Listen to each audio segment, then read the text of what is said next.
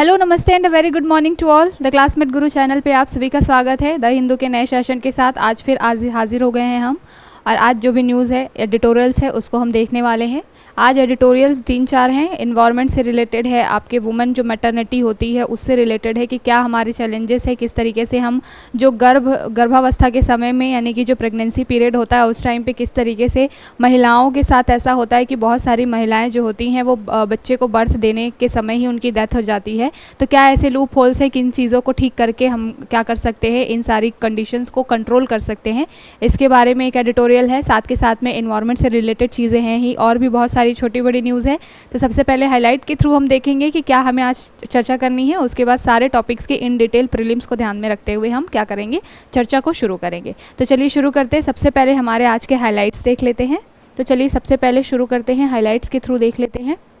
सबसे पहले हाईलाइट क्या है, can arrest be declared invalid after court has taken cognisance asks SC. तो अभी जो झारखंड के फॉर्मर सीएम रहे हैं, जो भूतपूर्व सीएम रहे थे, जो शिबू सोरेन जी हैं, हेमंत सोरेन जी हैं, उनके बारे में बात की जा रही है कि वो जो हैं अभी जेल में हैं, कस्टडी में हैं। उनके इंटरिम बेल को लेकर के उन्होंने याचिका दायर की थी। पहले उन्होंने हाई कोर्ट में याचिका दायर की थी, वो खारिज हुई, फिर उन्होंने सुप्रीम कोर्ट में याचिका डाली। और ये सारा मैटर जो है वो निकल करके कैसे आया है, ईडी ने इनके खिलाफ में भ्रष्टाचार के आरोप लगाए हैं। अब ये इस मुद्दे पे के ऊपर में याचिका डाल रहे थे कि इनको एंटरिम बेल मिलनी चाहिए, क्योंकि केजरीवाल को भी मिली है इलेक्शन वगैरह के टाइम पे, इससे रिलेटेड था। तो इसके ऊपर में क्या सुप्रीम कोर्ट ने अपनी जजमेंट दी है उसके बारे में हम जानेंगे इन डिटेल। अगली न्यूज़ हमारी क्या है, ED search from DPIIT officials premises. तो अभी जो डीपीआईआईटी है, जो हमारा जो उद्योग संवर्धन एक विभाग है जो वाणिज्य मंत्रालय के अंतर आता है, उसके एक क्या थे जो कहना चाहिए फॉर्मर यहाँ पर काम करने वाले एक एम्प्लॉय थे, एक अधिकारी थे, उनके ऊपर कुछ भ्रष्टाचार के आरोप जो हैं वो लोकपाल के द्वारा लगाए गए हैं। और उनको ही इन्वेस्टिगेट करने के लिए ईडी अभी उनके ऊपर क्या कर रही है, छापेमारी कर रही है। तो हम यहाँ पर डीपीआईआईटी के बारे में देखेंगे, साथ के साथ में लोकपाल के पूरी ये जो विसल ब्लोइंग होती है, लोकपाल की सूचना पर ही भ्रष्टाचार से रिलेटेड इस तरीके के काम किए जाते हैं। तो लोकपाल क्या होता है, कौन सी उसकी हिस्ट्री रही है, कब हमारे इंडिया में ये सारी चीज़ें शुरू हुई है, इसके बाद में प्रीलिम्स के लिहाज से पूरा हम यहाँ पर क्या करेंगे, डिस्कस करेंगे। ठीक है। अगली हमारी न्यूज़ क्या है, एससी स्टे 90 एकड़ projects in fragile Kumaon Himalaya. तो यहाँ पर ज्योग्राफी से रिलेटेड, जीएस पेपर 2 से रिलेटेड, आपके पास में जीएस पेपर 1 से रिलेटेड यहाँ पर ज्योग्राफी का जो टर्म होता है वहाँ पर कुमाऊं हिमालय के बारे में आप यहाँ से रिलेट कर सकते हैं।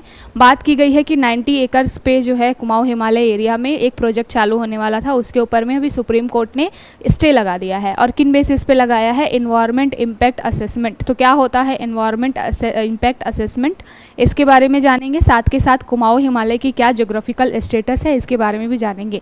तो प्रीलिम्स के लिहाज से बहुत ही इंपॉर्टेंट यहाँ से हम क्या करेंगे, चर्चा करेंगे सारे टॉपिक्स को। ठीक है। अगली हमारी न्यूज़ क्या है, अगली न्यूज़ है father of minor driver among 5 arrested in Pune. तो ये जुवेनाइल जस्टिस से रिलेटेड एक तरीके से मामला निकल के आया है। जुवेनाइल जस्टिस एक्ट हमारे पास कौन सा है, 2015 का। तो यहाँ पर बात की गई है कि 17 ईयर्स ओल्ड का एक माइनर था जिसने अभी क्या किया, अपनी लग्जरी कार से 2 लोगों को रौंद दिया पुणे में। अब वहाँ पर जो बच्चे को तो छोड़ दिया गया, क्योंकि वो उस समय में जब वो ड्राइव कर रहा था अल्कोहल भी कंज्यूम किया हुआ था, साथ के साथ वो माइनर है, तो उसको जुवेनाइल जस्टिस एक्ट के तहत ही ट्रीट किया जाएगा। लेकिन अभी उसके जगह पे, उसके बिहाफ पे उसके फादर को अरेस्ट किया गया है कि क्यों माइनर बच्चे को इतनी लग्जरियस कार उन्होंने दी और इररिस्पॉन्सिबिलिटी जो उन्होंने दिखाई है, इसको लेकर के फादर को अरेस्ट किया गया है। तो क्या होता है जुवेनाइल जस्टिस में, क्या सेक्शंस हैं, साथ के साथ में जो मोटर व्हीकल एक्ट है हमारा 2019 जिसमें अमेंडमेंट भी किया गया है, उसके बारे में थोड़ा सा हम देखेंगे। अगली न्यूज़ हमारी क्या है, अगली न्यूज़ है climate change a passing cloud in Indian politics. तो एक एडिटोरियल के थ्रू बात की गई है कि किस तरीके से अभी जो इलेक्शन के टाइम चल रहे हैं इंडियन पॉलिटिक्स में क्लाइमेट के ऊपर में बात बिल्कुल ना के बराबर की जा रही है, जो कि आज का बहुत ही इंपॉर्टेंट एक तरीके से कंसर्न है। साथ के साथ जनता में भी अवेयरनेस की इतनी कमी है कि वो अभी भी जातिवाद से उठ नहीं पाए हैं ऊपर। हेल्थ तो ले दे के एजुकेशन, हेल्थ, ये 2 चीज़ें एक नई ऐड हुई हैं, लेकिन एनवायरनमेंट के लिए क्या बेनिफिट होने चाहिए, किस तरीके से मिटिगेट करना है क्लाइमेट चेंज को, इन सब के बारे में लोगों के मन में भी जागरूकता की कमी है। और गवर्नमेंट तो खैर इसके ऊपर नज़रअंदाजी दिखा ही रही है। तो इसके बारे में एक एडिटोरियल है, क्या कमियां हैं, कुछ मेजर्स लिए गए हैं, कुछ 1-2 एग्जाम्पल भी दिए गए हैं, उसके बारे में भी देखेंगे। और किस तरीके से मिटिगेट किया जा सकता है, किस तरीके से इसको ठीक किया जा सकता है, इसके बारे में ये एडिटोरियल बात करता है। जीएस पेपर आप 2 से ही इसको रिलेट कर सकते हैं, जहाँ पर आपको बात की जाती है एनवायरनमेंट। तो जीएस पेपर 3 में है ज्योग्राफी के लिहाज से, साथ के साथ में जीएस पेपर 1 और 3 को कोलैब करके इसको हम देखेंगे ज्योग्राफी और एनवायरनमेंट के लिहाज से। अगली न्यूज़ क्या है, एनालाइजिंग लोकल एनवायरमेंटल फुटप्रिंट। ये भी जो बात कर रहा है जीएस पेपर 3 आपका एनवायरनमेंट से रिलेटेड है। यहाँ पर फुटप्रिंट जो CO2 का फुटप्रिंट होता है, कार्बन फुटप्रिंट, इसके बारे में बात की जा रही है। ठीक है, कार्बन डाइऑक्साइड फुटप्रिंट। तो क्या होता है कार्बन डाइऑक्साइड से रिलेटेड ये जो फुटप्रिंट क्या है, ये टर्म क्यों यूज़ किया जाता है, इसके बारे में देखेंगे। साथ के साथ एडिटोरियल के थ्रू बताया गया है कि हमारे यहाँ पे जो ह्यूमन हाउस होल्ड जो एमिशन है वो कितना ज़्यादा है, जिसकी वजह से इस तरीके की चीज़ें निकल करके आ रही है। तो काफ़ी अच्छा एक एडिटोरियल है, इन डिटेल सारे टॉपिक्स के उसके पॉइंट्स पे डिस्कशन करेंगे। अगली न्यूज़ क्या है, spotlighting preeclampsia ensuring safe motherhood. तो ये जो बात की जा रही है, जो मैं स्टार्टिंग में कह रही थी जिस एडिटोरियल के बारे में, कि किस तरीके से मैटरनिटी पीरियड जब होता है हमारे इंडिया में, महिलाओं के जो गर्भावस्था का समय होता है, उस समय में कई ऐसे केसेस निकल के आते हैं जहाँ पर क्या होता है कि बच्चे को बर्थ देने के समय ही माताओं की क्या हो जाती है, डेथ हो जाती है। तो इस तरीके से जो ये चीज़ें हो रही हैं उसको किस तरीके से हम ट्रीट कर सकते हैं, ठीक कर सकते हैं, क्या ऐसे चैलेंजेस हैं, क्या ऐसी कमियाँ हैं जिसकी वजह से ये सारी चीज़ें हो रही हैं, इसके बारे में बात करेंगे। नेशनल फैमिली हेल्थ सर्वे 5 का जो डाटा आया है उसके बारे में भी बात करेंगे कि उसमें क्या चीज़ें बोली गई हैं। तो इन सारे चीज़ों को ध्यान में रखते हुए बहुत ही अच्छे से इस एडिटोरियल को डिस्कस करेंगे। अगली न्यूज़ क्या है, जीडीपी ग्रोथ ईज टू 6.7। तो इकरा जो है एक रेटिंग एजेंसी है जिसने अभी बोला है कि भारत की जीडीपी ग्रोथ कितनी रहने वाली है, 6.7। चेंज होता रहता है, अलग अलग एजेंसीज़ अपने बारे में अपने हिसाब से सारी चीज़ें कैलकुलेट करती हैं। हमारे NSO के अनुसार ये कितना है, 7.6% है।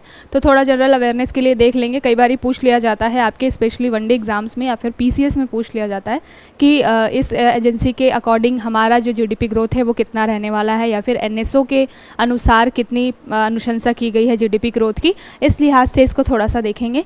अगली न्यूज़ हमारी क्या है, what does president Ibrahim Raisi passing means for future of Iran. तो यहाँ पर बात की गई है ईरान के रिस्पेक्ट में कि किसी भी देश का कोई एक हाईएस्ट अथॉरिटी पे बैठा हुआ व्यक्ति जब डेथ होती है उसकी, अगर कोई इस तरीके की घटना हो जाती है, बिल्कुल इमरजेंसी लाइक कंडीशन हो जाती है, फिर तो उस चीज़ को कैसे ठीक किया जाएगा, किस तरीके से कंट्रोल किया जाएगा उस कंट्री की डेमोक्रेसी को। साथ के साथ में ये मैटर होता है कि क्या नुकसान होता है अगर कोई हाईएस्ट अथॉरिटी जो है वो इस तरीके से अचानक उनकी मृत्यु हो जाती है, डेथ हो जाती है। तो बात ईरान के रिस्पेक्ट में की जा रही है, थोड़ा बहुत उसका एक ओवरव्यू लेंगे। ईरान में जो है वो अलग तरीके का एक तरीके से कॉन्सेप्ट चलता है। इंडिया में है कि राष्ट्रपति प्रमुख होते हैं, लेकिन वास्तविक प्रमुख अगर देखा जाता है तो प्राइम मिनिस्टर होता है। अगर प्राइम मिनिस्टर की डेथ हो जाती है तो पूरी जो व्यवस्था है वो थोड़ी सी क्या हो जाती है, डिसबैलेंस हो जाती है ना।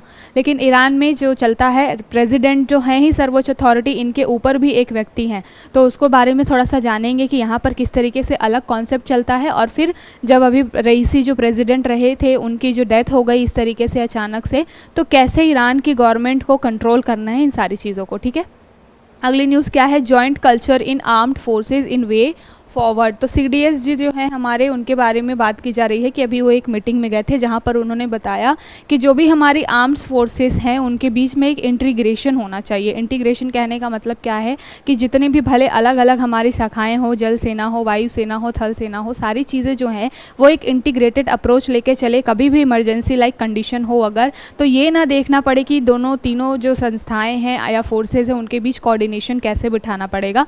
पहले से ही हम उस चीज़ को ध्यान में रख करके क्या करें, ट्रेनिंग दें उन लोगों को इसके बारे में। तो CDS क्या है, CDS बनाया ही इसीलिए गया था। CDS जो है वो तीनों सेनाओं को मर्ज करके कंट्रोल हाईएस्ट अथॉरिटी के रूप में दे दिया गया है, जो क्या करता है, जो तीनों हमारी सेनाएं हैं उनको क्या करता है, इंटीग्रेट करने का, उनको ट्रेनिंग देने का, सारी चीज़ों को देखभाल करने का काम करता है। ठीक है, तो इसके बारे में एक छोटी सी न्यूज़ है।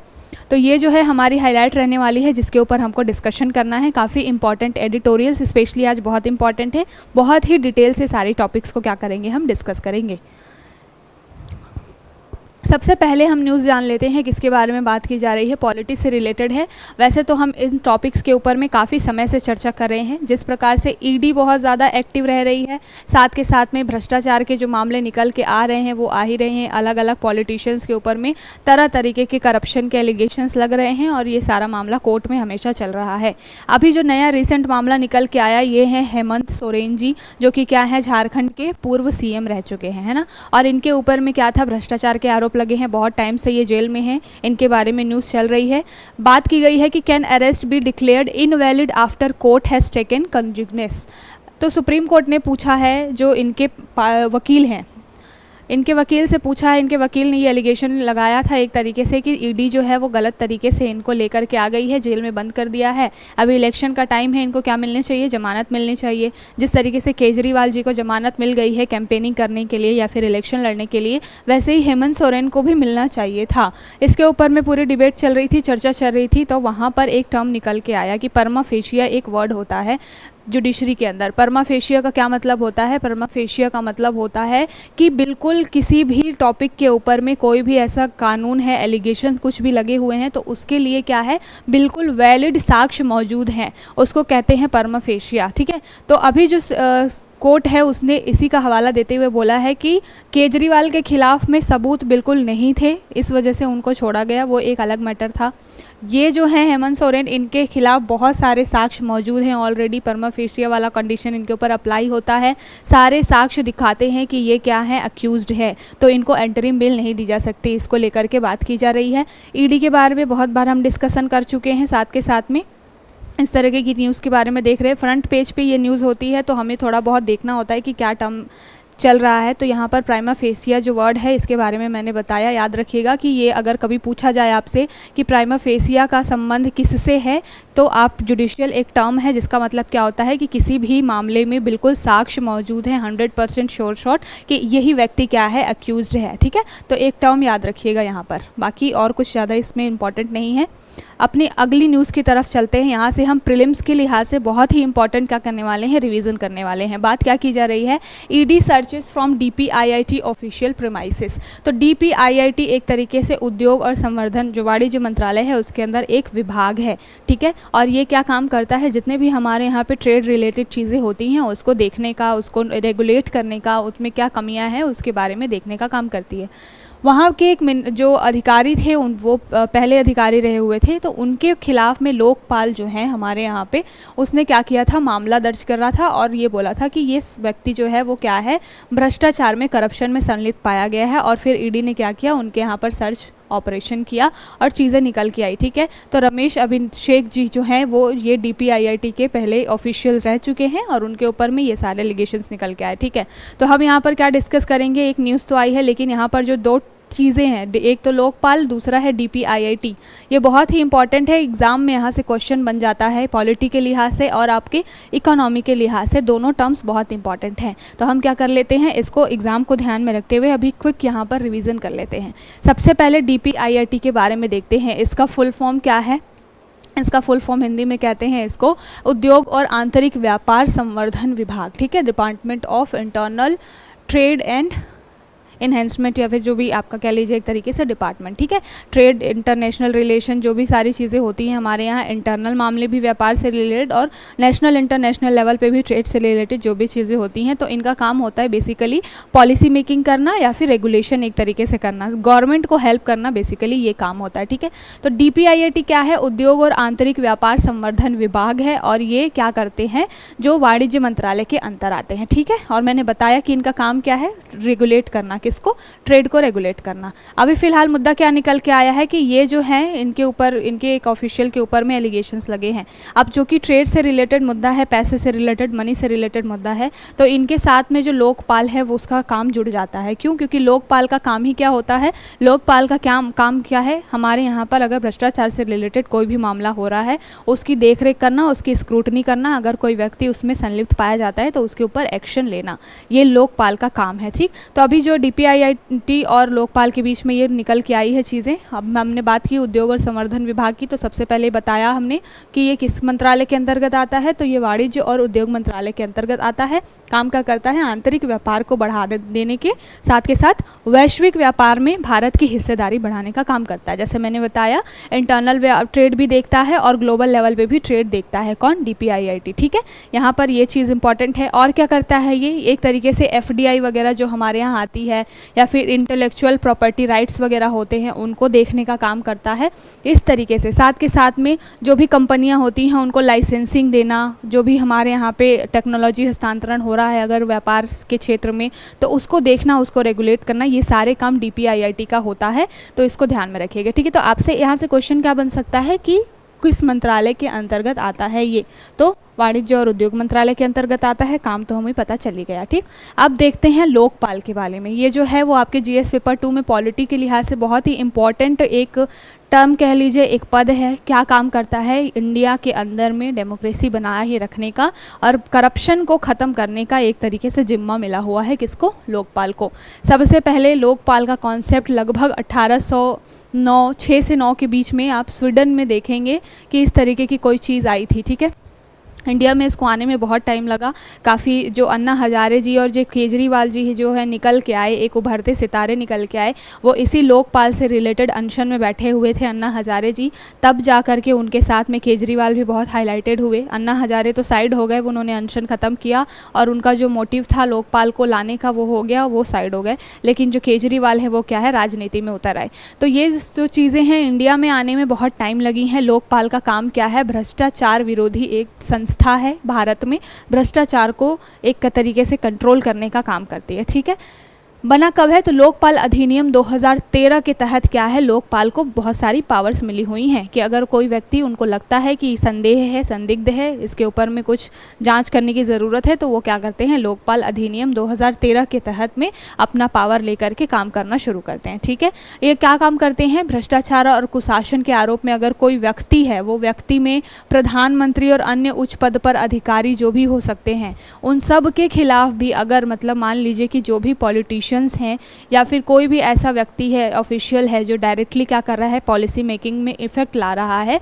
अगर उसके खिलाफ भ्रष्टाचार से रिलेटेड कोई भी मामला आता है तो लोकपाल क्या कर सकते हैं, उसको उसकी शिकायतों को सुन सकते हैं, उसकी जांच कर सकते हैं, इन्वेस्टिगेट कर सकते हैं। ठीक है, अगली बात क्या है कि इसमें क्या होता है, एक अध्यक्ष होते हैं और बहुत सारे इसमें अन्य सदस्य भी होते हैं। ठीक है, उनको हेल्प करने के लिए नियुक्ति एक समिति के द्वारा की जाती है, ये भी जो कि क्या होता है, उस समिति में आपको दिखेंगे प्रधानमंत्री दिखेंगे, लोकसभा के अध्यक्ष दिखाई देंगे, लोकसभा में विपक्ष के नेता और भारत के मुख्य न्यायाधीश या फिर न्यायाधीश। ठीक है, तो इन चार से मिलकर के एक कमेटी बनती है। एक कमेटी जो होती है वो क्या काम करती है, वो काम करती है लोकपाल को नियुक्त करने का। ठीक है, तो समिति में कौन कौन से लोग होते हैं, समिति में लोग होते हैं आपके, एक तो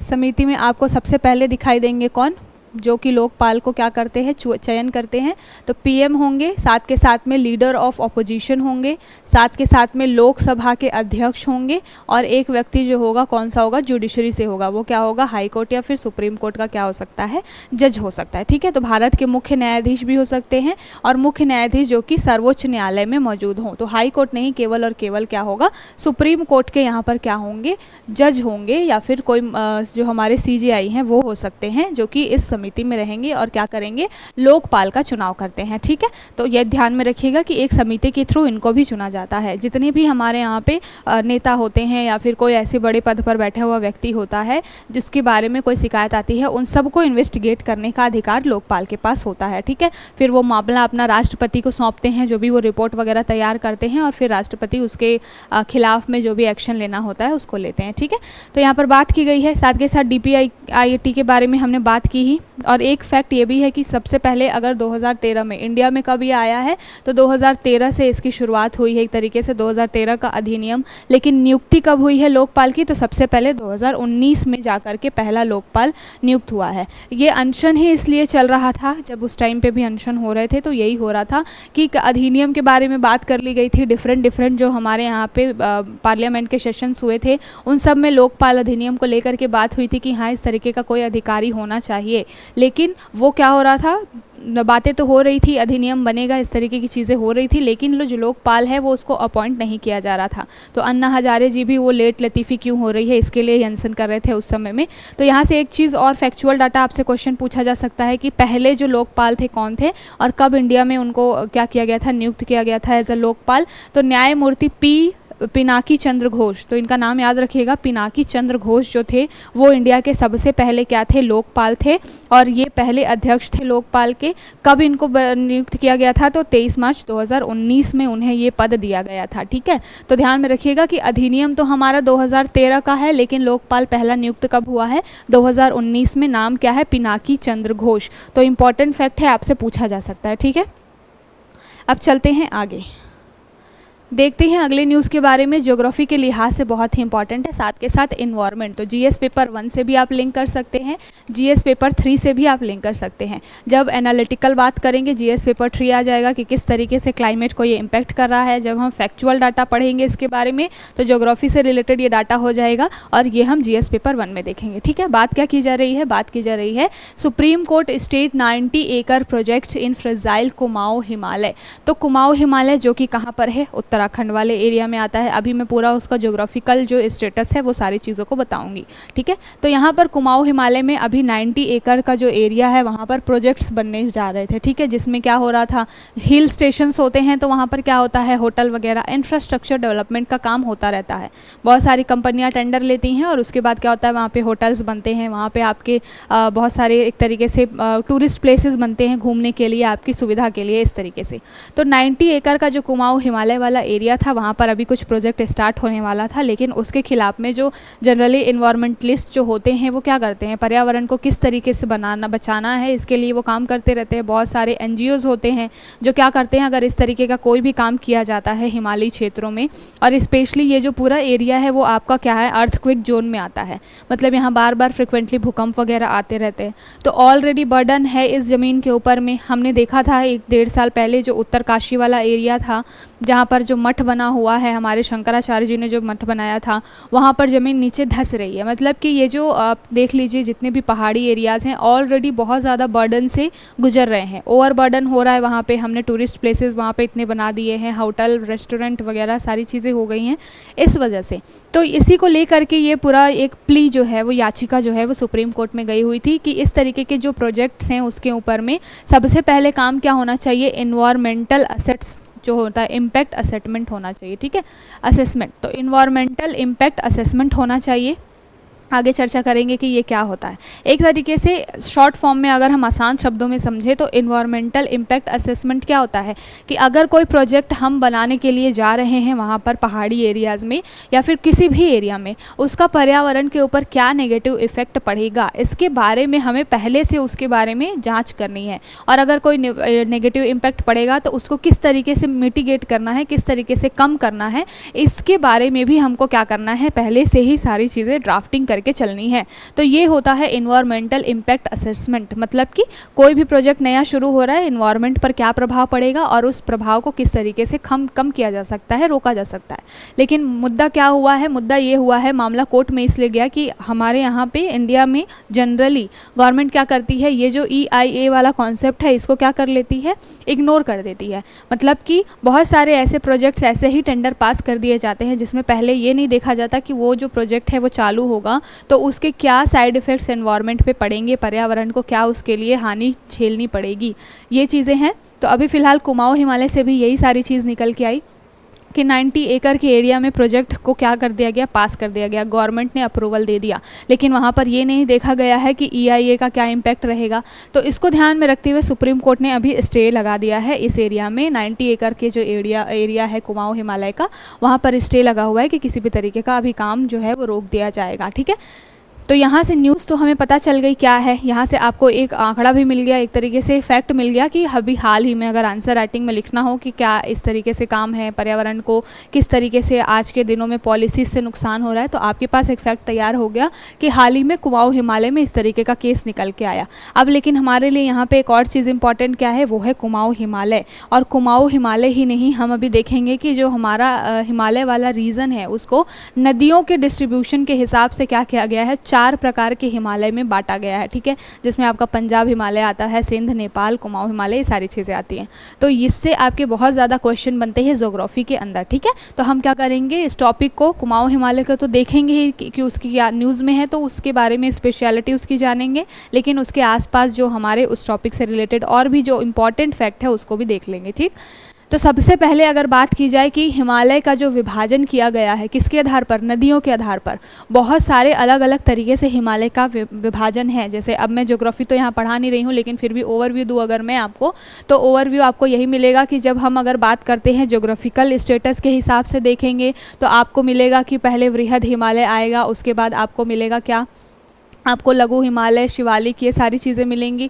तो इस तरीके से क्या किया गया है, बहुत सारे जो ग्रेट हिमालय यहाँ पर होता है, उसके बाद में आपके बहुत सारे 4 पार्ट्स में हिमालय को बांटा गया, ठीक है, जिसमें कि आपका वृहद हिमालय आता है, लघु हिमालय आता है, उसके बाद शिवालिक श्रेणियाँ शुरू हो जाती है। इस तरीके की चीज़ें वो क्या है, वो ज़मीन के हिसाब से, ठीक है। लेकिन अगर आप बात करें कि नदियों के विभाजन के हिसाब से कितने भागों में बांटा गया है हिमालय को, तो वहाँ पर 4 चीज़ें आती हैं। सबसे पहले तो एक होता है पंजाब हिमालय बोला जाता है जिसको, ठीक है, पंजाब हिमालय। उसके बाद है कुमाऊं हिमालय, फिर है नेपाल हिमालय और फिर है असम हिमालय, ठीक। तो यहाँ पर 4 प्रकार से बांटा गया है हिमालय को नदियों के आधार पर कि कौन सी नदी बह रही है, कौन सी नदी इन हिमालय के बॉर्डर बना रही है, इस तरीके से बांटा गया है। तो सबसे पहले आपका आता है पंजाब हिमालय, इसको कश्मीर हिमालय भी बोलते हैं, सबसे पहले नंबर पे आता है नॉर्थ।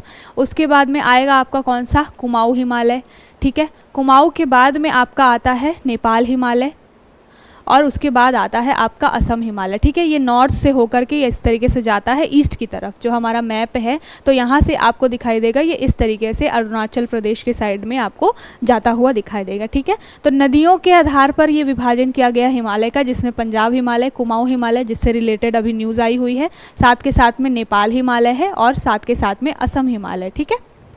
तो हम अभी देखेंगे कि कौन कौन सी नदियों के आधार पर इसका विभाजन किया गया है।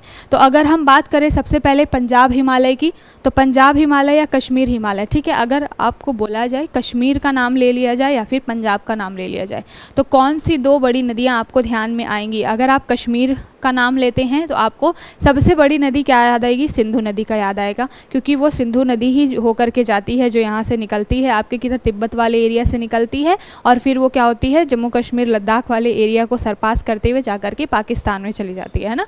तो सबसे पहले आएगा आपका, अगर आप पंजाब हिमालय की बात करेंगे तो 2 नदियाँ आएंगी, एक तो सिंधु और दूसरी कौन सी, पंजाब है तो सबसे इंपॉर्टेंट पंजाब की नदी सतलज। सबसे ज़्यादा सिंचाई जो है वो सतलज नदी के वजह से ही वहाँ पर होता है, ठीक है ना, पंजाब में। तो अगर आपको बोला जाए कि पंजाब हिमालय कौन सी 2 नदियों के बीच में है या कि कौन सी 2 नदियां हैं जो कि पंजाब हिमालय की सीमा बनाती हैं, तो आपको याद रखना है सिंधु और सतलज। इस तरीके से क्वेश्चन बनता है, इसलिए ये सारी चीज़ों को हम क्या कर रहे हैं यहाँ पे डिस्कस कर रहे हैं, ठीक है।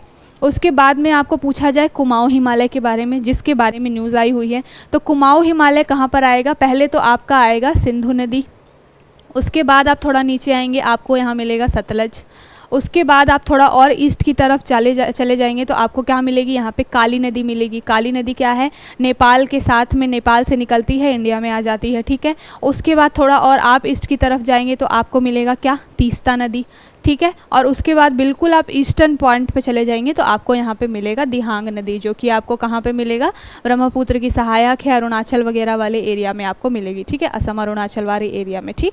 तो इस तरीके से जैसे मैंने बताया कि आप नॉर्थ टू इधर ईस्ट की तरफ जाएंगे तो इस तरीके से नदियों के बहाव के हिसाब से हिमालय को 4 भागों में बांटा गया, ठीक। सबसे पहले हमने सिंधु और सतलज के बीच में पंजाब हिमालय को देखा, ठीक है।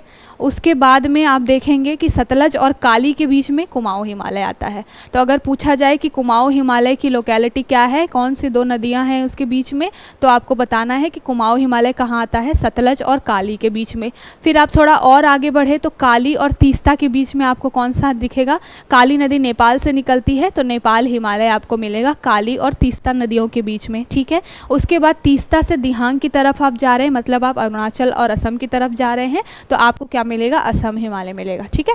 तो ये बहुत ही इंपॉर्टेंट फैक्ट है, एग्जाम में क्वेश्चन बनते हैं आपके इसलिए बोला जाता है कि बार बार आप क्या करिए, प्रीवियस ईयर पेपर्स को देखिए, क्योंकि यहाँ से डायरेक्टली क्वेश्चन पूछा गया है कि कौन सी जो हिमालय है कौन सी 2 नदियों के बीच आता है, ठीक है। तो आपको कोई कन्फ्यूजन नहीं रहा होगा। नॉर्थ टू आपको क्या करना है, ईस्ट की तरफ लेकर के जाना है, सिंधु, सतलज, काली, फिर तीस्ता और दिहांग, ठीक है। सिंधु सतलज के बीच आपको पंजाब मिलेगा, सतलज और काली नदी के बीच आपको कुमाऊं मिलेगा, काली नदी और तीस्ता के बीच नेपाल हिमालय मिलेगा और तीस्ता और दिहांग के बीच असम हिमालय मिलेगा, ठीक है। तो ये हमने पीटी के लिहाज से इंपॉर्टेंट जो फैक्ट थे इससे रिलेटेड हमने डिस्कस कर लिया। अब चलते हैं कुमाऊं हिमालय के बारे में स्पेशली देख लेते हैं, क्योंकि न्यूज़ है। तो कुमाऊं हिमालय कहाँ है, उत्तर में तिब्बत, उसके पूर्व में है नेपाल, दक्षिण में है उत्तर प्रदेश और पश्चिम में है गढ़वाल मंडल। ठीक है, कुमाऊं हिमालय बेसिकली आपका उत्तराखंड वाला एरिया है। अगर आप चले जाएंगे इसमें तो आप देखिए यहाँ पर क्या दिखाई दे रहा है आपको, सतलज और काली, नेपाल वाला भी कुछ एरिया यहाँ पर आ रहा है और इसके पास में आपको मिलेगा क्या, तिब्बत। तो उत्तर में इसके तिब्बत है, साथ के साथ में अगर आप ईस्ट साइड में देखेंगे तो आपको मिलेगा क्या, नेपाल। नीचे आप देखेंगे उत्तराखंड से नीचे क्या है, उत्तर प्रदेश है, तो दक्षिण की साइड में उत्तर प्रदेश मिलेगा कुमाऊं हिमालय के, और पश्चिम में आपको गढ़वाल मंडल मिलेगा। ठीक है, पौड़ी गढ़वाल वाला जो एरिया बोला जाता है वो। ठीक है, कौन कौन से रीजन्स आते हैं यहाँ पे, तो रानीखेत का जो भारतीय सेना की जो प्रसिद्ध कुमाऊं रेजिमेंट है वो इधर के नाम पे ही पड़ी हुई है। आपको कौन कौन से जिला आते हैं कुमाऊं हिमालय के अंतर्गत, तो हल्द्वानी, नैनीताल, अल्मोड़ा, रानीघाट, पिथौरागढ़, ये सारे जो इंपॉर्टेंट जिले उत्तराखंड के हैं वो कुमाऊं हिमालय में ही आते हैं। ठीक है, उत्तराखंड राज्य में स्थित है, हमने देख ही लिया। इसकी स्पेशलिटी क्या है कि जितने भी आपको ऊंची ऊंची हिमालय देखेंगे वो उनमें से कुछ हिमालय इसी कुमाऊं हिमालय में पाए जाते हैं। ठीक है, तो कुमाऊं हिमालय की महत्वपूर्ण चोटियों में आपको नंदा देवी मिलेगा, कामेट मिलेगा, त्रिशूल पर्वत मिलेगा, बद्रीनाथ, केदारनाथ, बंदरपूछ, ये सारे जो हैं वो कहाँ पर हैं, कुमाऊं हिमालय में ही पाए जाते हैं। तो बहुत इंपॉर्टेंट है ये। नंदा देवी आपका कहाँ पर है, कुमाऊं हिमालय में। कामेट, त्रिशूल, बद्रीनाथ, केदारनाथ, बंदरपूछ, ये सारे के सारे जो हैं वो कुमाऊं हिमालय के अंदर ही आते हैं। ठीक है, साथ के साथ में जो उत्तराखंड में यूनेस्को की साइट में एक चीज़ जुड़ी हुई है उत्तराखंड से, वो क्या है, फूलों की घाटी है ना। तो फ्लावर वैली जो बोला जाता है, फूलों की घाटी, वो क्या है, वैली ऑफ फ्लावर, वो भी कुमाऊं हिमालय में ही आता है। ठीक है, तो कुमाऊं हिमालय से रिलेटेड इंपॉर्टेंट जो भी फैक्ट्स है उसको डिस्कस कर रहे हैं। हिमालय की सभी ऊंची चोटियों में नेपाल हिमालय के अंतर्गत भी कुछ चीज़ें आती हैं, लेकिन फिलहाल हमने यहाँ पे किसके बारे में बात की, कुमाऊं हिमालय के बारे में बात की। साथ के साथ नदियों के आधार पर हिमालय का क्या विभाजन है इसको हमने देखा। तो कोई भी टॉपिक जब आता है तो वहाँ से किस तरीके के क्वेश्चन बन सकते हैं उसको ध्यान में रख करके पढ़ाई करनी होती है, स्पेशली तब जब प्रीलिम्स बहुत पास में हो। ठीक, अब हम देखते हैं कि सारा मुद्दा निकल के कहाँ से आया है, EIA के बारे में, इन्वायरमेंट इम्पैक्ट असेसमेंट के बारे में। हम इससे रिलेटेड अभी एक एडिटोरियल भी डिस्कस करने वाले हैं, तो यहाँ पर चीज़ें समझ आ जाएंगी तो आगे भी आसानी रहेगी। इन्वायरमेंट इम्पैक्ट असेसमेंट जो है वो क्या होता है, मैंने आपको आसान शब्दों में बताया कि कोई भी प्रोजेक्ट अगर हम लगा रहे हैं उसका एनवायरनमेंट के ऊपर में क्या प्रभाव पड़ेगा, इसको पहले से ही जांच लेना और फिर उस प्रभाव को, उस नेगेटिव इफेक्ट को किस तरीके से ठीक किया जाएगा, इसको पहले ही कैलकुलेट करना क्या कराता है, एनवायरनमेंट इम्पैक्ट असेसमेंट कहलाता है। ठीक है, तो इसके बारे में बात की गई है। पर्यावरण प्रभाव आकलन इसको हिंदी में कहते हैं। काम क्या करता है, पर्यावरण संरक्षण अधिनियम 1986 जो है हमारे यहाँ पे जो एक्ट है इन्वायरमेंट से रिलेटेड 1986 का, उसके तहत आता है और सारा जो है मैंने बता ही दिया कि पर्यावरण से रिलेटेड काम करता है। इंडिया में ओरिजिनेट कब हुआ, तो 1994 तक केंद्र सरकार ने क्या किया था, इसके लिए कुछ काम करना शुरू किया था। इनिशियली जो है वो 1976 वगैरह से काम शुरू हुआ था, पर धीरे धीरे आते आते काफ़ी लेट लगा और 2006 में इस तरीके का कानून बन करके आया। ठीक है, फाइनली तो 76 से काम चल रहा था इसके ऊपर, किस तरह की कोई चीज़ होनी चाहिए। फिर 1994 में उसको रखा गया, पार्लियामेंट में कोई भी चीज़ लानी होती है तो ऑब्वियसली कई बारी, लेकिन ऐसा होता है कि मेजॉरिटी नहीं होती या अपोजिशन पार्टी होती है, वो उन चीज़ों को लागू नहीं होने देती। तो बहुत लंबे अरसे के बाद में 2006 में इस तरीके से क्या हुआ, एक कानून बना और फिर EIA कानून बन करके आया। और इसी के बेसिस पे अभी जितने भी हमारे यहाँ रोड कंस्ट्रक्शंस होते हैं या फिर थर्मल पावर प्लांट लगते हैं, नदी घाटी परियोजनाएँ होती हैं, तो इन सबको ये 2006 का जो हमारे पास में कानून है, इसी के तहत एनवायरनमेंट इम्पैक्ट असेसमेंट करके पहले उसके बारे में जाना जाता है कि क्या प्रभाव पड़ेगा इन सारी नदी घाटी परियोजनाओं की वजह से, या फिर ये जो बुनियादी ढांचा हम बेसिक स्ट्रक्चर तैयार कर रहे हैं उससे, और फिर हम उसकी तहत क्या करते हैं, काम करते हैं। लेकिन अभी बहुत देखा गया है इस तरीके से कि जो एनवायरनमेंट को नज़रअंदाज करके इकोनॉमी को बूस्ट करने के लिए गवर्नमेंट क्या करती है, जो ये 2006 का कानून है इसको एक तरीके से क्या करती है, इग्नोर करती है और ऐसे ही बिना असेसमेंट के ही क्या करती है, कई मामलों में अप्रूवल दे देती है इंफ्रास्ट्रक्चर डेवलपमेंट से रिलेटेड। इसीलिए सारा मुद्दा कोर्ट में गया हुआ था। ठीक, तो आई होप आपको सारे टॉपिक समझ में आए होगा। क्या मुद्दा था उसको भी हमने देखा, उससे रिलेटेड जो इंपॉर्टेंट फैक्ट थे जानना जरूरी था उसको भी हमने देखा। अब चलते हैं अगले, ये छोटी सी न्यूज़ है। यहाँ पर बात की गई है बेसिकली कुछ सेक्शंस के बारे में, जैसे कि मोटर व्हीकल एक्ट है हमारा, उसका सेक्शन 75, 77 क्या कहता है। फिर आपका जो juvenile justice care and protection child act है 2015 का, उसके तहत कुछ सेक्शन की बात की है। बेसिकली ये है कि किस तरीके से हमारा समाज एक रिस्पॉन्सिबल बिहेवियर करना चाहिए, उसके लिए ये पूरी एक एग्जाम्पल सेट किया गया है। जब इन दो माइनर्स बच्चों ने क्या किया, एक तो उसका 17 साल का बेटा और उसका एक फ्रेंड, इन दोनों ने मिलकर के क्या किया, 2 लोगों को कुचल दिया, ठीक है। और उसके बाद में क्या हुआ, कोर्ट ने इनको दे दी जमानत। तो सारे लोग शॉक्ड हो गए कि भैया इन्होंने 2 लोगों को मारा है, फिर कोर्ट ने कैसे इनको बेल दे दी। लेकिन कोर्ट ने बेल इसलिए दी क्योंकि ये आते हैं क्या, अंडर 18 है, ये माइनर हैं। जुवेनाइल जस्टिस हमारे यहाँ पे एक्टिव हो जाता है। जुवेनाइल जस्टिस कहता है कि अगर गैर इरादतन कोई हत्या हुई हो तो उसमें क्या है, कोई भी बच्चा अगर है तो उसको क्या किया जाएगा, संरक्षण में रखा जाएगा, ना कि जेल में रखा जाएगा, है ना। तो जुवेनाइल जस्टिस एक्ट ही बना था क्योंकि उसको बच्चों को क्या करना है, क्रिमिनल जो उनकी एक मानसिकता बन गई है अगर, तो उसको क्या करना, सुधारना है। तो जनरली क्या होता है, जो बिलो 18 होते हैं, जो माइनर होते हैं, उनको जेल भेजने की बजाय क्या किया जाता है, रिहेबिलिटेशन सेंटर में भेजा जाता है या फिर सुधार गृह में भेजा जाता है, जहाँ पर उनको क्या किया जा सके, उनकी जो मेंटल स्थिति है, क्रिमिनल जो एक अप्रोच हो गई है, उसको ठीक किया जा सके, ट्रीट किया जा सके। फिलहाल यहाँ पर मैटर ये निकल के आएगा, जो बच्चा था 17 ईयर ओल्ड का, उसने अल्कोहल कंज्यूम किया हुआ था, इस वजह से उस एक्सीडेंट हुआ। तो यहाँ पर बच्चे की गलती तो थी, लेकिन गैर इरादतन हत्या का मामला लगा, लेकिन उसके फादर को क्या किया गया है, इसके वजह से क्या किया गया है, अरेस्ट किया गया है। और डेफिनेटली एक रिस्पॉन्सिबिलिटी बनती है, 17 साल के बच्चे को इतनी लग्जरियस गाड़ी दे देना, तो फादर को अरेस्ट करना सही भी है एक तरीके से। चलिए अगला देखते हैं हम, किसके बारे में बात की जा रही है, क्लाइमेट चेंज से रिलेटेड ही बात की जा रही है। ये आपको जीएस पेपर 3, ठीक है, यहाँ से लिंक करना है। एडिटोरियल बहुत ही इंपॉर्टेंट है। बात क्या कर रहा है, ऐसे तो पॉलिटिकल चीज़ें के बारे में बात कर रहा है, लेकिन इसमें जो बातें कही गई हैं बहुत इंपॉर्टेंट है। सबसे पहले बात की गई है कि इस बार का जो भी मैनिफेस्टो है, चाहे वो किसी भी पार्टी का हो, उसमें एनवायरनमेंट को इतना ज़्यादा या फिर क्लाइमेट चेंज को इतना ज़्यादा इंपॉर्टेंस नहीं दिया गया है। अगर आप बात कर लीजिए कि कांग्रेस की, तो उन्होंने अपने मैनिफेस्टो में चीज़ें शामिल की हैं एनवायरनमेंट से रिलेटेड, लेकिन वो भी बहुत ज़्यादा वोकल नहीं है, बहुत ज़्यादा क्लियर नहीं है कि किस तरीके से वो उस पर काम करेंगे। उन्होंने बोला है कि वो काम करेंगे, लेकिन सारी चीज़ें एक तरीके से पहले से ये निश्चित नहीं किया गया है, बताया नहीं गया है कि काम किस तरीके से किया जाएगा, अगर कमी है तो उसको किस तरीके से सुधारा जाएगा, ठीक है। तो उसी से रिलेटेड एक न्यूज़ आई है, इसमें एडिटोरियल आया है, इसमें बात बोली गई है कि हमारे यहाँ पे अभी जो लद्दाख वाला एरिया था, वहाँ पर क्या है, जो फुनसुक वांगडू जी हैं, जिन्होंने 3 इडियट्स देखी है, उनको मालूम है। तो ये जो वांगचुक साहब थे, उन्होंने अभी रिसेंटली लद्दाख में क्लाइमेट से रिलेटेड ही बहुत बड़ा प्रोटेस्ट किया।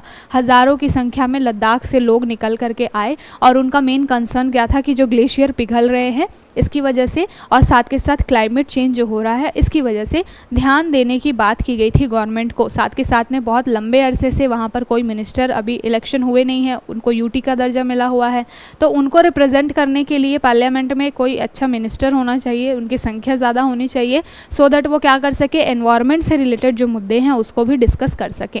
और लद्दाख जो है वो सबसे ऊपरी पार्ट है, हमारा नॉर्दर्न हिस्सा है हमारे इंडिया का, और जो हिमालय वाले रेंज में आता है, ग्लेशियर पिघलेगा अगर, तो सबसे ज़्यादा त्रासदी सबसे पहले वहीं पर ही होगी। नदियाँ बह करके जब आती हैं तो वो नीचे नीचे जब आती हैं फ्लो होकर के, तो जहाँ से ओरिजिनेट हुई हैं अगर वहाँ पे ग्लेशियर में पिघल रहा है, तो फिर सबसे ज़्यादा बाढ़ वगैरह के केसेस वहीं पर निकल के आएंगे। एनवायरनमेंट का जो नेगेटिव इफेक्ट है सबसे ज़्यादा लद्दाख में ही दिखेगा।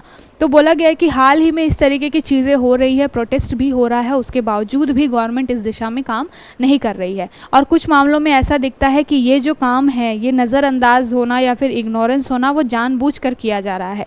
जानबूझकर क्यों किया जा रहा है, जैसे कि अभी हमने बात की एनवायरनमेंट इम्पैक्ट असेसमेंट की, ठीक है, तो ये 2006 के अकॉर्डिंग ऑलरेडी कानून बना हुआ है हमारे यहाँ पे, लेकिन फिर भी गवर्नमेंट क्या कर रही है, इन सारे कानूनों को नज़रअंदाज करके क्या कर रही है, इंफ्रास्ट्रक्चर डेवलपमेंट के ऊपर में ज़्यादा फोकस दे रही है। और ये सारी चीज़ें क्यों की जाती हैं, कभी भी अवसंरचना विकास किस लिए किया जाता है, हमारी इकोनॉमी को बूस्ट करने के लिए। इससे सबसे ज़्यादा फ़ायदा किसको होता है, अगर आप मान लीजिए कि होटल रेस्टोरेंट बहुत ज़्यादा चल रहे हैं, रोड्स अच्छी बन रही है, तो कनेक्टिविटी अच्छी हो रही है, तो इकोनॉमी को सबसे ज़्यादा फ़ायदा होता है। तो इस एडिटोरियल में बोला गया है कि ये जो इग्नोरेंस है, आपको क्लियर कट हाल ही में एग्जाम्पल्स दिख रहे हैं कि अलग अलग एनवायरमेंटलिस्ट जो है वो प्रोटेस्ट कर रहे हैं, उसके बावजूद भी गवर्नमेंट क्यों इस तरीके की नज़रअंदाजी दिखा रही है, वो इसलिए क्योंकि गवर्नमेंट का अभी ज़्यादा फोकस किसके ऊपर है, इकोनॉमी के ऊपर है, ना कि एनवायरनमेंट के ऊपर है। और इसके बारे में बोला गया कि ये बहुत ही लॉन्ग टर्म में बहुत ही क्रिटिकल चीज़ें, क्रिटिकल जो एक कंसर्न निकाल करके लेके आएगी कि अगर हम सिर्फ इकोनॉमी के ऊपर में ध्यान दे रहे हैं और हम एनवायरनमेंट के ऊपर में ध्यान नहीं दे रहे हैं। यहाँ पर एक टर्म होता है sustainable development development, sustainable development बहुत बारी सुना है हमने। क्या होता है सस्टेनेबल डेवलपमेंट? सस्टेनेबल डेवलपमेंट का मतलब ही यही है कि आज हम रिसोर्सेज का यूज़ तो करें, आज जो हमारी ज़रूरत है उसको पूरा तो करें, लेकिन उसको क्या करें, इन फ्यूचर आगे आने वाली पीढ़ी है उसके लिए भी कुछ बचा करके रखें।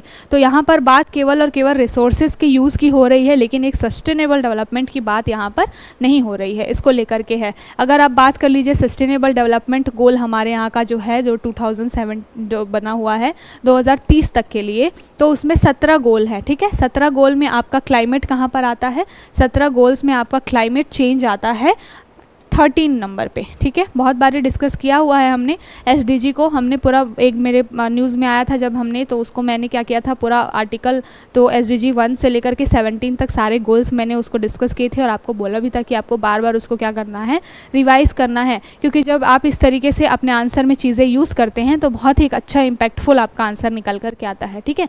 तो यहाँ पर बात की गई है कि इकोनॉमी के ऊपर बहुत ज़्यादा ध्यान दिया जा रहा है, लेकिन एनवायरनमेंट के ऊपर में ध्यान नहीं दिया जा रहा है, ठीक है। और हम इसकी वजह से क्या कर रहे हैं, एसडीजी गोल जो 13 है क्लाइमेट चेंज से रिलेटेड, उसको हम कहीं ना कहीं नज़रअंदाज कर रहे हैं, ठीक।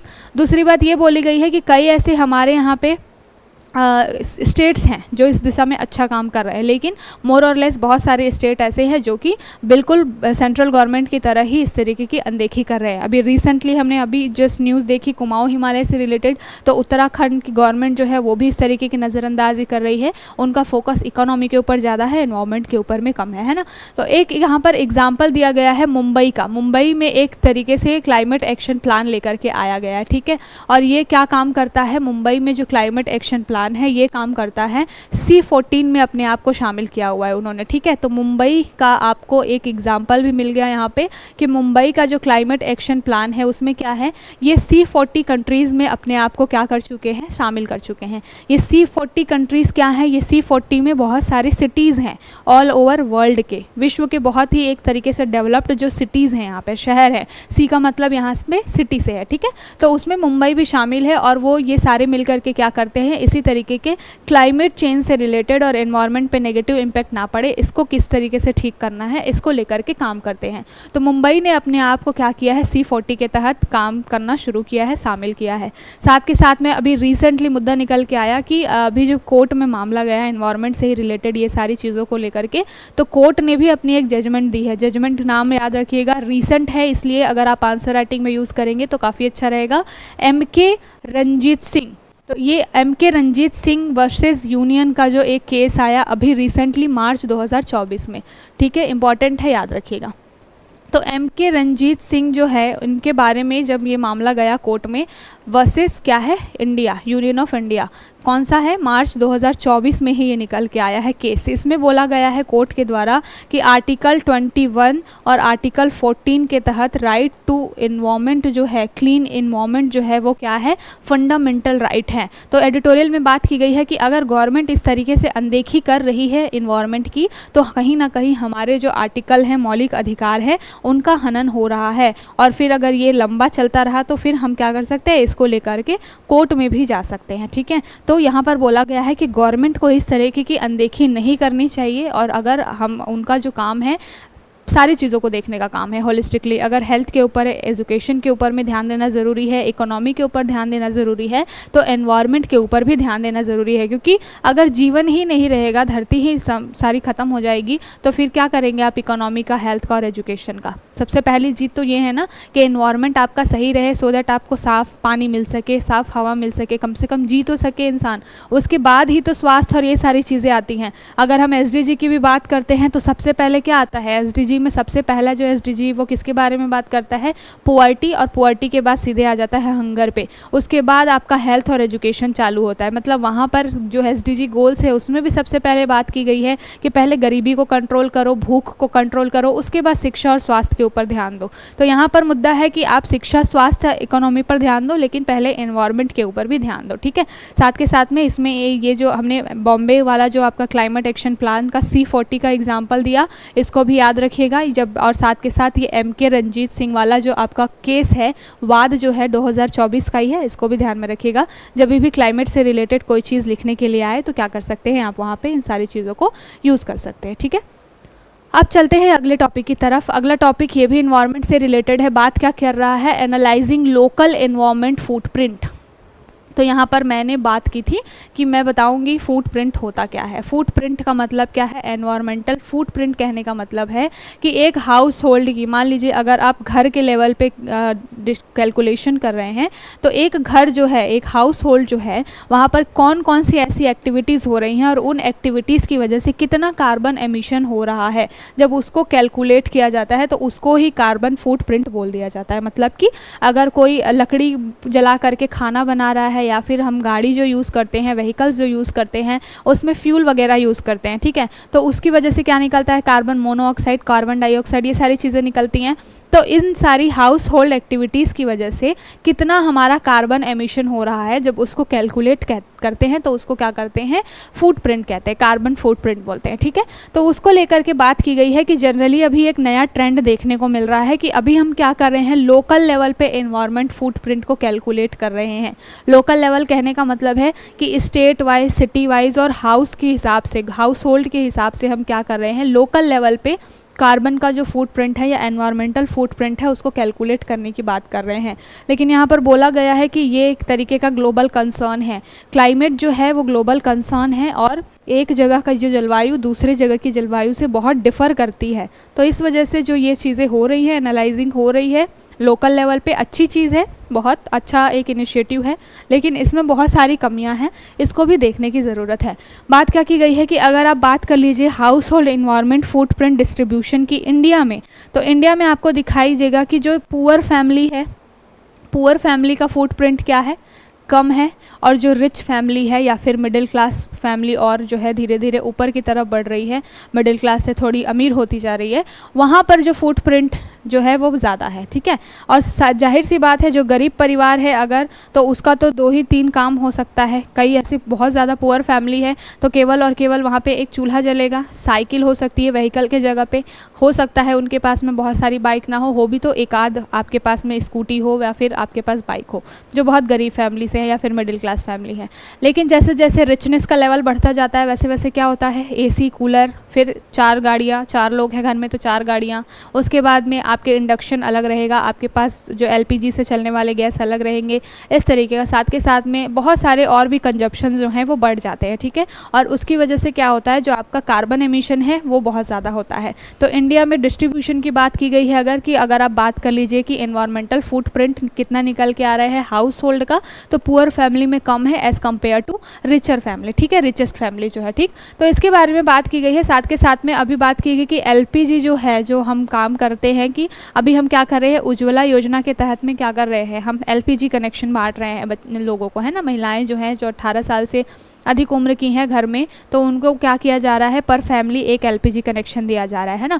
तो इसके बारे में बोली गई है कि अभी असेसमेंट निकल के आया है कि ये एलपीजी जो क्या कर रहा है, डायरेक्ट फुटप्रिंट को क्या कर रहा है, रिड्यूस कर रहा है। मतलब इसमें एलपीजी ने थोड़ी बहुत अपनी योग्यता दिखाई है, अपना एक तरीके से क्या किया है, हेल्प किया है एनवायरनमेंट के ऊपर में नेगेटिव इम्पैक्ट जो है उसको कम करने में। जनरली जो होता है, अगर लकड़ी वगैरह का यूज़ करके खाना बनाया जाता है तो उससे ज़्यादा कार्बन निकलता है, कार्बन मोनोऑक्साइड निकलता है, जो कि बहुत ज़्यादा क्या करता है, नेगेटिव इम्पैक्ट डालता है एनवायरनमेंट के ऊपर। लेकिन एलपीजी में क्या होता है, कंप्रेस्ड जो गैसेस होती हैं उसके थ्रू खाना बनता है, तो पर्यावरण को प्रदूषण थोड़ा सा कम होता है। इसके बारे में बात की गई है।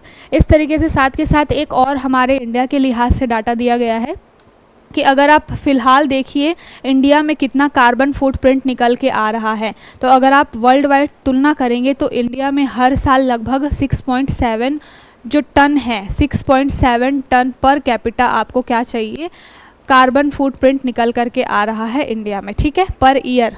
ये जो 6.7 ton per year per capita, यानी कि एक व्यक्ति क्या कर रहा है, 6.7 टन जो है CO2 का क्या कर रहा है, एमिशन कर रहा है, अगर आप इंडिया में बात करें, ठीक है। और अगर आप इसकी तुलना विश्व के लेवल पे करेंगे तो विश्व के लेवल पे आपको 4.7 टन ही मिलेगा। मतलब इंडिया में ऑलरेडी जो है कार्बन एमिशन का बर्डन बहुत ज़्यादा है, इसके बारे में बात की गई है। साथ के साथ में जिस गति से हम बढ़ रहे हैं, ये 6.7 1.7 टन पर कैपिटा। आंकड़े बहुत इंपॉर्टेंट है, आपके आंसर राइटिंग में काम आते हैं। तो जिस गति से हम बढ़ रहे हैं, बोला गया है कि जो हमारा टारगेट है, जो पेरिस जो क्लाइमेट एक्शन जो चीज़ आई थी, पेरिस कन्वेंशन जो हुआ था, वहाँ पर जो मीटिंग हुई थी जलवायु से रिलेटेड, वहाँ बात की गई थी कि 1.5 डिग्री सेंटीग्रेड क्या करना है, टेम्परेचर को ला करके रोकना है। अगर हम इस तरीके से इतनी ग्रोथ से स्पीड से बढ़ेंगे तो क्या होगा, ये मामला कभी भी रीच नहीं हो पाएगा। ठीक है, साथ के साथ में एक चीज़ होती है, 2 डिग्री वाला कॉन्सेप्ट होता है। 2 डिग्री का कॉन्सेप्ट यही है कि आप इस तरीके से कार्बन का या फिर एमिशन करें या इस तरीके से चीज़ों को यूज़ करें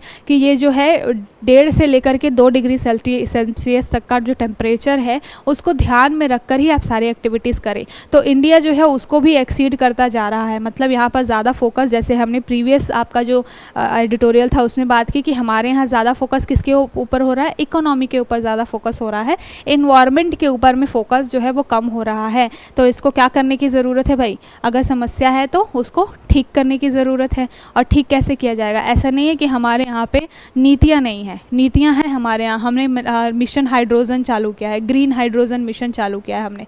ठीक है, ग्रीन हाइड्रोजन मिशन चालू किया है, आपके पास NCAAP है, आपके पास नेशनल क्लाइमेट एक्शन प्लान है, इस तरीके से बहुत सारी चीज़ें, 2008 का है ये NCAP। उसके बाद ग्रीन हाइड्रोजन मिशन हाल ही में हमने चालू किया है।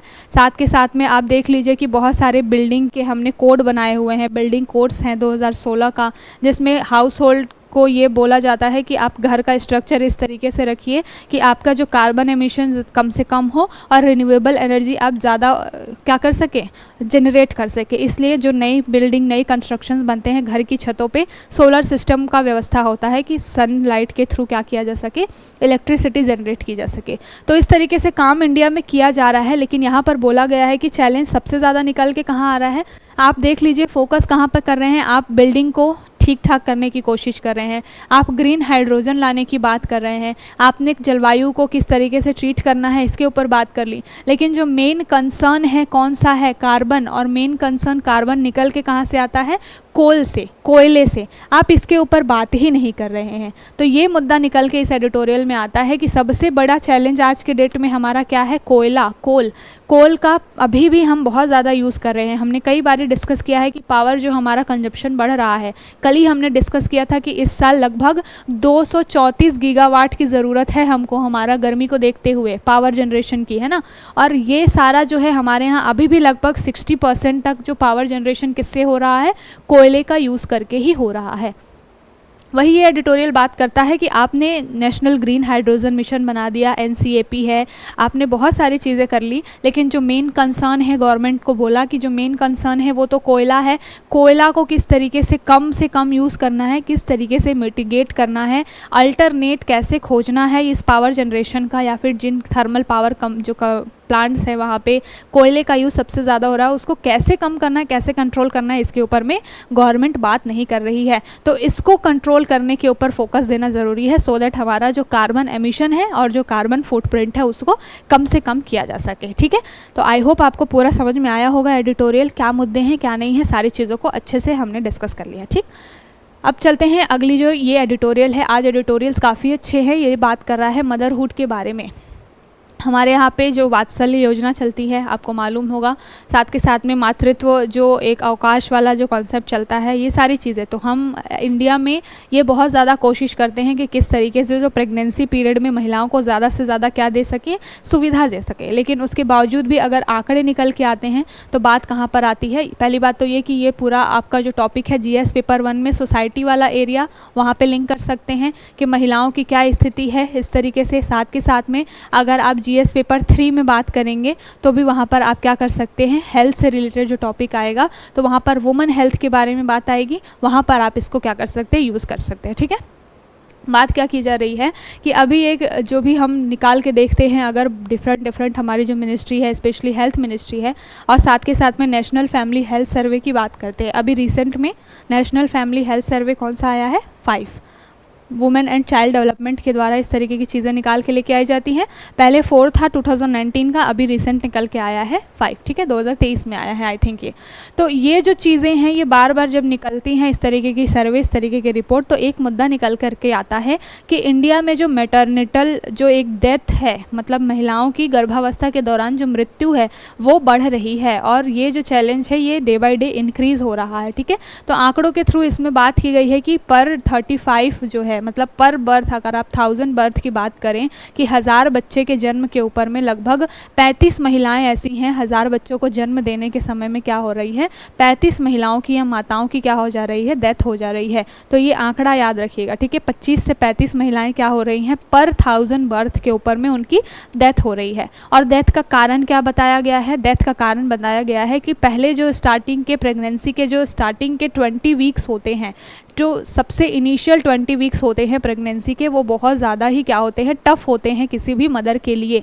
और इस समय में बॉडी में बहुत सारे चेंजेस होते हैं, हार्मोनल चेंजेस होते हैं, बहुत सारा जो एक तरीके से मेंटल लेवल पे भी चेंजेस होते हैं, ठीक है। और लगभग बोला जाता है कि 20 वीक तक जो एक तरीके से जो नटाल होता है, जो नवजात होता है, वो क्या होता है, एक स्टेबल कंडीशन में नहीं होता है। तो उस समय में बहुत हाईएस्ट चांसेस होते हैं मिसकैरेज होने के। तो वहाँ पर बहुत ज़्यादा प्रोटेक्शन लेकर के चलने की ज़रूरत होती है, सुरक्षा लेकर के चलने की ज़रूरत होती है। अब इन सारे टेंशन्स की वजह से या इतना हेक्टिक जो ये चीज़ ये पूरा 20 सप्ताह होता है, इसकी वजह से महिलाओं में एक बीमारी बहुत ज़्यादा निकल के आ रही है, और उसको क्या बोला जाता है, HDP यानी कि हाइपरटेंसिव डिसऑर्डर ऑफ प्रेगनेंसी। ये जो है बहुत ही बड़ा एक कंसर्न है, HDP all over the world. जितनी भी मदरहुड में रहने वाली महिलाएं हैं, जो इनिशियल प्रेगनेंसी के फेज़ में होती हैं या फिर जो पूरे 9 महीने का ड्यूरेशन होता है, उसमें ये HDP के मामले बहुत ज़्यादा निकल के आते हैं। इसका फुल फॉर्म क्या है, हाइपरटेंसिव क्या है, हाइपरटेंसिव डिसऑर्डर ऑफ प्रेगनेंसी। तो ये इसमें बोला गया है कि जो प्रेगनेंसी का पीरियड होता है उसमें महिलाएं इतनी ज़्यादा एक तरीके से मेंटल, हार्मोनल, बॉडी पे रिलेटेड इतने सारे चेंजेस होते हैं, जिसकी वजह से महिलाएं हाइपरटेंशन के शिकार हो जाती हैं, और ब्लड प्रेशर उनका बढ़ जाता है, कई बार हार्ट डिजीज़ हो जाता है, जो ब्लड का फ्लो इतना ज़्यादा अनकंट्रोल हो जाता है कि कई बारी महिलाएं जो होती हैं प्रेगनेंसी के समय में उनकी डेथ भी हो जाती है। तो इसमें बताया गया है कि कुछ ऐसी कमियां हैं जिसकी वजह से ये चीज़ें हो रही हैं।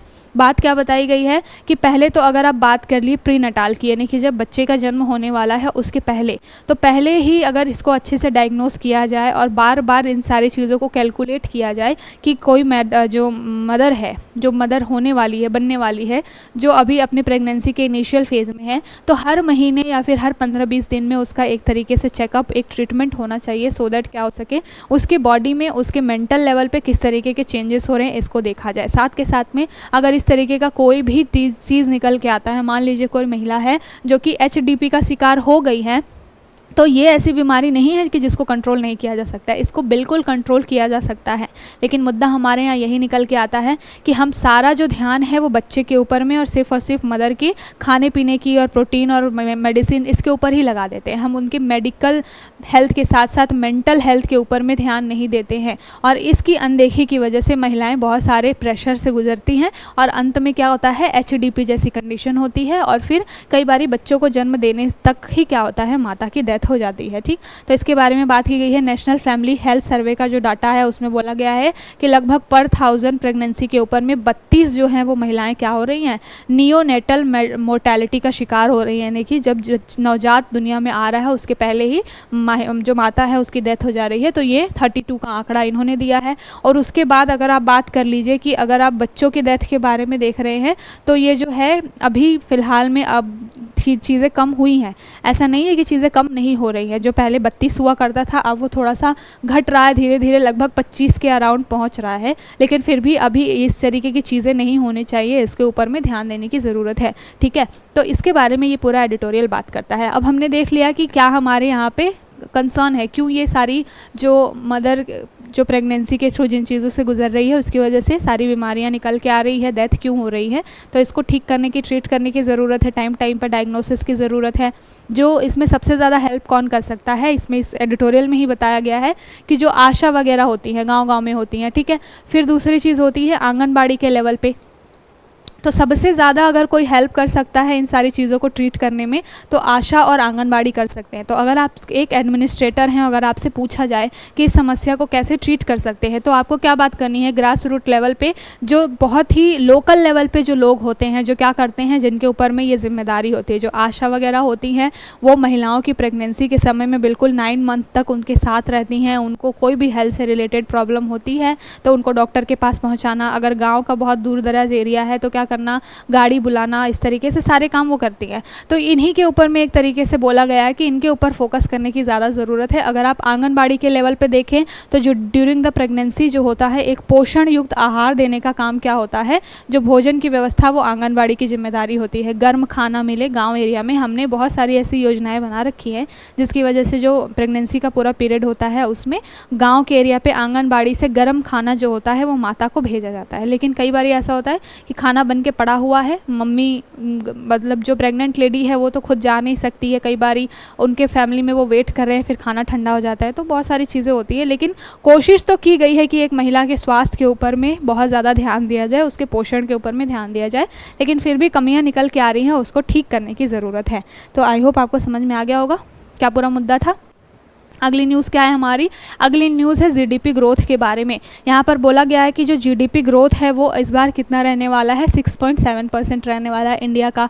लेकिन ये बोल कौन रहा है, ये बोल रहा है इक्रा। ये है एक तरीके की रेटिंग एजेंसी जो क्या काम करती है, बहुत सारी अलग अलग जो हमारा मार्केट है उसको ध्यान में रखते हुए जीडीपी वगैरह से रिलेटेड या फिर कंपनी की क्या ग्रोथ है इससे रिलेटेड डाटा निकाल के आती है। अगर आप बात कर लीजिए कि इंडिया में एनएसओ की रिपोर्ट के अनुसार जीडीपी कितनी रहने वाली है, तो एनएसओ जो है हमारा गवर्नमेंट का एक बनाई हुई संस्था है, उसकी रिपोर्ट ज़्यादा हमारे लिए मायने रखती है। तो उसने बोला है कि 7.6% हमारा क्या रहने वाला है, जीडीपी ग्रोथ रहने वाला है। ठीक है, तो इससे आपके वनडे एग्जाम्स में क्वेश्चन बन जाता है या पीसीएस में बन जाता है कि इकरा के हिसाब से क्या एक तरीके से अजम्पशन लगाए गए हैं, या फिर एक क्वेश्चन बन जाता है कि एनएसओ के हिसाब से जीडीपी क्या रहने वाली है। ठीक है, तो ध्यान में रखिएगा।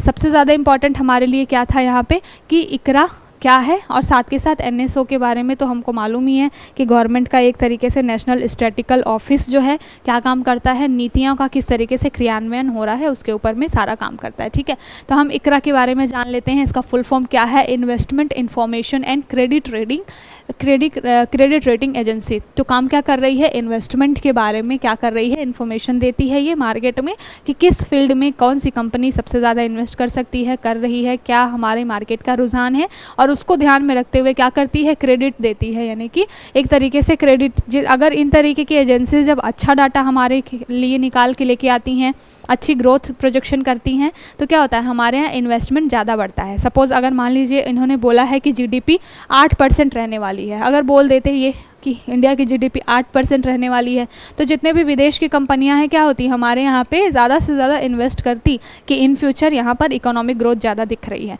तो बेसिकली रेटिंग एजेंसीज़ का काम ही क्या होता है, क्रेडिट रेटिंग एजेंसी का काम होता है कि मार्केट में इन्वेस्टमेंट ज़्यादा से ज़्यादा किस तरीके से लाना है, या फिर अगर जो मार्केट है किस तरीके से काम कर रहा है इसके बारे में वर्ल्ड वाइड कंपनियों को जानकारी देना।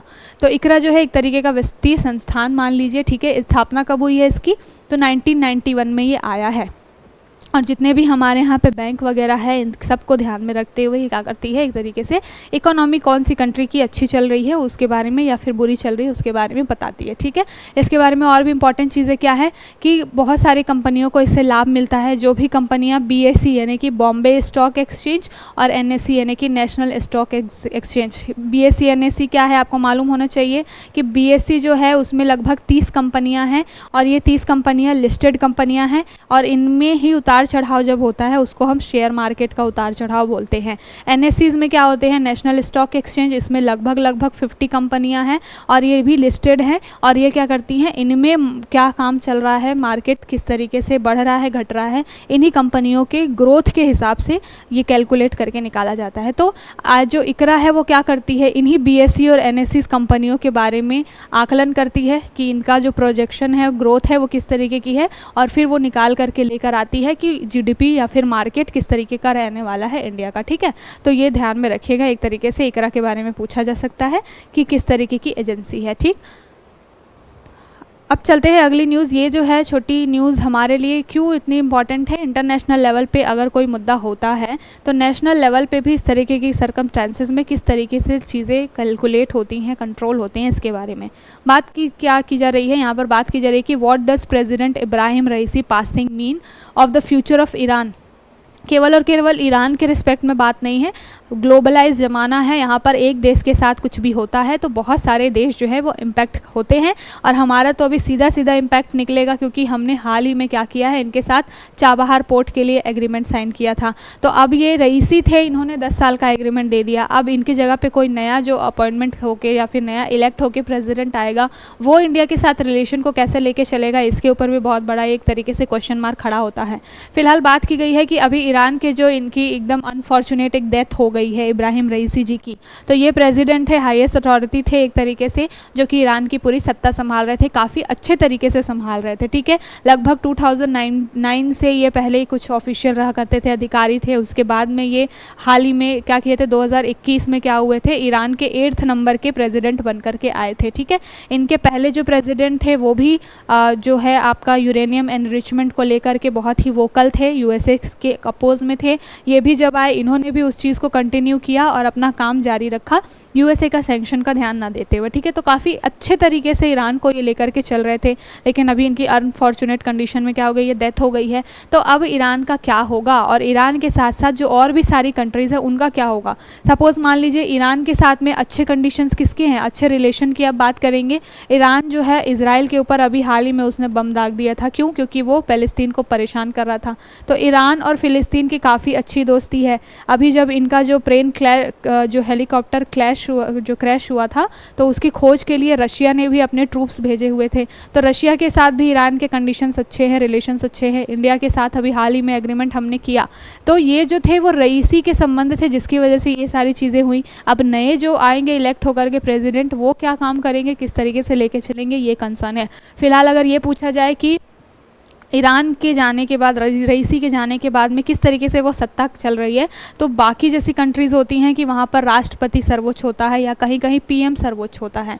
ईरान में राष्ट्रपति का पद तो सर्वोच्च था, लेकिन इससे पहले इनसे ऊपर भी एक पद है।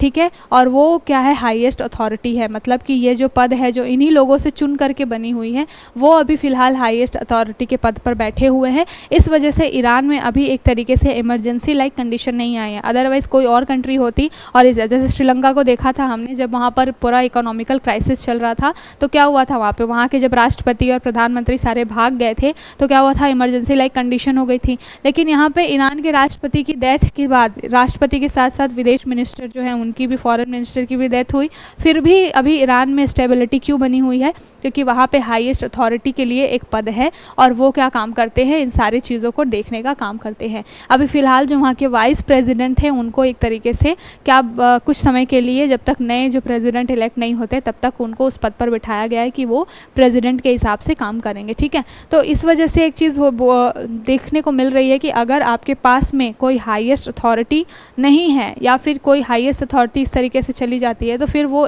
देश जो है क्या होता है, एक तरीके से वहाँ का पूरा जो इकोनॉमी कह लीजिए और पूरे रिलेशंस हैं वो क्या आ जाते हैं, बड़े डिसबैलेंस हो जाते हैं। ठीक है, तो इसके बारे में बात की गई है। अब हम देखेंगे कि ईरान के रईसी के जाने के बाद में इंडिया के साथ रिलेशन कैसे रहने वाले हैं, जो भी नए प्रेसिडेंट आएंगे। यहाँ पर कुछ चीज़ें बोली गई हैं कि अभी तक ईरान जो था, उनका कंडीशन जो क्या था, उनका जो आप देख लीजिए रिलेशन था वो काफ़ी अच्छा था। अगर आप बात कर लीजिए यूएसए के अगेंस्ट थे, लेकिन जो भी अच्छे काम हो रहे थे, जैसे रेड सी में अगर मान लीजिए आपको ट्रेड से रिलेटेड चीज़ें थी, तो वहाँ पर भी ईरान अपना अच्छा स्ट्रॉन्ग पोजीशन लेकर के चल रहा था। साथ के साथ में बहुत सारे ड्रोन मिसाइल वगैरह लॉन्च कर रहा था, इजराइल के ऊपर अटैक किया था। हिजबुल्ला, हाउती जैसे चीज़ें जो है उनको वो क्या कर रहा था, सपोर्ट कर रहा था, हमास को सपोर्ट कर रहा था एक तरीके से। तो वो सिया सुन्नी वाला कॉन्सेप्ट चलता है, वो अलग चीज़ है। लेकिन ईरान की काफ़ी स्ट्रॉन्ग पोजीशन अभी फ़िलहाल थी, लेकिन रईसी के जाने के बाद से सारी चीज़ें थोड़ी सी डिसबैलेंस हो गई हैं। अब इंडिया के ऊपर क्या इम्पैक्ट पड़ेगा, ये तो आने वाले समय में पता चलेगा ही, कि हमारे साथ जो चाबहार का एग्रीमेंट है वो किस तरीके से आगे चलने वाला है। और चाबहार अगर ठीक चलता है तब तो बहुत अच्छी बात है, अगर इसमें फिर कुछ डिसबैलेंस होता है तो फिर हमारे लिए थोड़ा सा नुकसानदेह हो जाएगा। तो आगे चल के देखेंगे क्या चीज़ें रहने वाली हैं। ये बहुत छोटी सी न्यूज़ है। यहाँ पर एक वनडे फैक्ट आपके लिए बनेगा। कई बार पूछ लिया जाता है कि वर्तमान में CDS कौन है, तो यहाँ पर नाम मिल जाएगा जनरल अनिल चौहान। तो अगर आपसे पूछा जाए कि CDS वर्तमान में कौन है, याद रखिएगा जनरल अनिल चौहान जी जो हैं वर्तमान CDS हैं। एक जगह सेमिनार अटेंड करने गए थे तो वहाँ पर वो बता रहे हैं कि जो जॉइंट कल्चर है सारे आर्म्ड फोर्सेस का, मिलिट्री का, इंटीग्रेशन कितना ज़रूरी होता है और किस तरीके से आगे चल करके अगर इंटीग्रेटेड एक हमारे पास सेना है तो किस तरीके से इमरजेंसी लाइक कंडीशन में चीज़ों को ठीक किया जा सकता है। तो यहाँ पर बात की गई है रेस, ट्रेन और सस्टेन की, है ना। ये एक कॉन्सेप्ट देते हैं RTS, रेस, ट्रेस, सस्टेन। ये बोलते हैं कि जो जितनी भी तीनों आर्मीज़ हैं वो क्या है, अगर इंटीग्रेटेड वे में काम कर रही हैं तो हमारे पास क्या है, हम ग्रोथ भी कर सकते हैं, हम उनको ट्रेनिंग भी दे सकते हैं और सस्टेनेबिलिटी एक बना के रख सकते हैं इमरजेंसी लाइक कंडीशन में। तो ये CDS जो है, नाम याद रखिएगा, अनिल चौहान जी के बारे में है। इंटीग्रेशन सेना में बहुत ज़रूरी होती है, जिस तरीके के हमारे पड़ोसी हैं उनको ध्यान में देखते हुए। CDS का काम क्या होता है, बेसिकली इनका काम होता है जो भी हमारी तीनों सर्विसेज हैं, जो कि आपके आर्मी है, आपकी जो नेवल सर्विसेज है, नेवी है आपकी, साथ के साथ में आपका जो आपका कह लीजिए वायुसेना है, एयरफोर्स है। तो इन सारी चीज़ों को लॉजिस्टिक्स सही से मिल रहे हैं कि नहीं, ऑपरेशंस वो सही सॉर्ट कर रहे हैं कि नहीं, ट्रांसपोर्टेशन, ट्रेनिंग, सपोर्ट, ये सारा साथ के साथ तीनों सेनाओं के बीच कम्युनिकेशन बिठाने का काम किसका होता है, CDS का होता है। ठीक है, सबसे पहले जनरल विपिन रावत जी को बनाया गया था, फिर अभी उनकी प्लेन क्रैश में डेथ हो गई थी, उसके बाद इनको लाया गया। तो ये था आज का सेशन। आई होप आपको आज का सेशन अच्छा लगा होगा। जो भी इंपॉर्टेंट टॉपिक्स थे काफ़ी अच्छे से डिस्कस किए हैं। कल फिर मिलेंगे नए टॉपिक्स के साथ, जहाँ पर प्रीलिम्स मेंस दोनों को ध्यान में रखते हुए तैयारी करेंगे और सारी डिस्कशन करेंगे। तब तक के लिए शुक्रिया, bye bye and take care.